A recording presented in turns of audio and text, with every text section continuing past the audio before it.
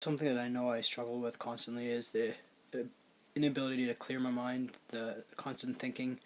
Uh, so this kind of just gets me to think. Like, it often affects my sleep, but this kind of gets me to want to talk about there are two actual major subtypes of schizophrenia.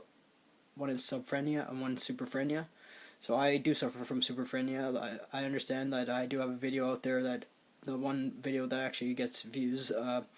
Where it's entitled "My IQ is 86." Now that somehow, I don't know how how it blew up and people started watching it, but I'm thankful for it because I actually have a few subscribers now.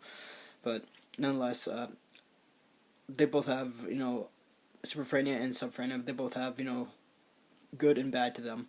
So subphrenia, I do work with somebody who has subphrenia. Like there are three people at Walmart who have schizophrenia. So this guy, he has mostly negative symptoms. He does seem to be like in a completely different world, but and definitely not very able. Like, I mean, he gets a standard 12 hours a week. He pretty much, his job is just cleaning windows. Now, it's a different type of discrimination that they face. Like, their discrimination against them is the fact that they can't do the job, so they'll give them bare minimum hours. Now, a person like myself, with schizophrenia, I'm pretty much anytime anything is needed, it's like get cars from outside. Even if the machine's broken, then you have to push them just with your hands. Get cars from outside, go jump on till. It's pretty much do this, do that. That's for what it is for me. And we'll still give you bare minimum hours and barely let you survive. Uh, the other thing that, of course, I get discriminated against on is if I question somebody's decision. I mean, managers at Walmart, we all know it's an autocracy, and it's capitalism, whatever you want to call it. It's one of those places, but yeah, there's a different type of discrimination that I face because they know that I'm intelligent, and I do tend to take a little bit too much pride in my work, and because I've shown it once, they'll expect it every single day. If I don't do it every single day, they'll ask me what's wrong, or maybe even reprimand me. But all the same, nonetheless, schizophrenia, you cannot clear your mind. You tend to think about things that are beyond your control. Now, I'm gonna dig a little bit deeper into my past life, like talking about very early. So, this is a trigger warning. So if you do struggle with suicide, please look away right away. Like, because I mean, and may be triggered by this. Look away. So when I was 9 years old, that's when the suicide ideation started, and I planned to kill myself. My sister was being treated with osteomyelitis, at home, and we had syringes, all that kind of stuff. And I thought, what if I inject myself with poison in the jugular vein? Now, 9 years old, typically you don't think that way, and if I ever tell anybody, they don't believe me.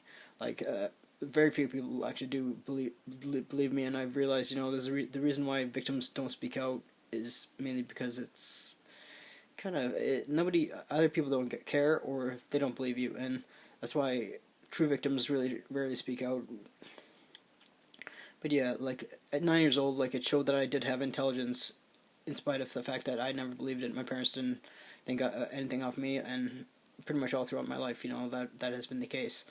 Like, I have a pretty good memory. Like, I mean, a lot of people comment on my memory all the time. Like, I suffer from like something called pedantic speech, which is unfortunately issued with trauma and schizophrenia. It's kind of where you you refute people's claims. I mean, like people, for example, say all of a sudden, I think have become geniuses.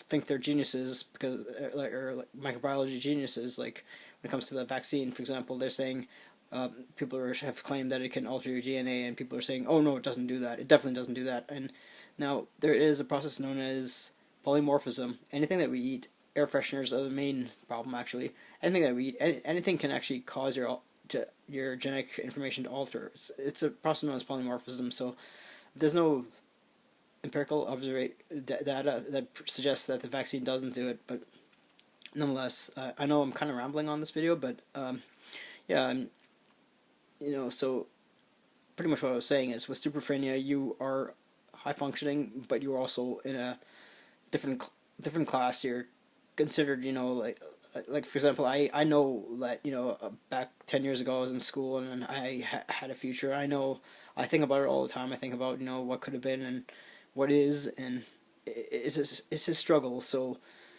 when you have schizophrenia, you know, you are more than likely less aware of, you know, the kind of life that you could potentially live. You are almost guaranteed to get like some sort of income support to help you. When you have schizophrenia, it's a lot different. You're stuck living in your mind, and probably the most dangerous place you can live in is being in your mind. And again, thanks to anybody who watches my videos. Thanks to all of you who have subscribed. It really means a lot. It helps me keep going, because often I think, you know, maybe it's getting like 5 views a video is not worth it. But I mean, thanks for all you who subscribe. And if you want me to talk about anything, just leave a message in the comments. Thank you very much.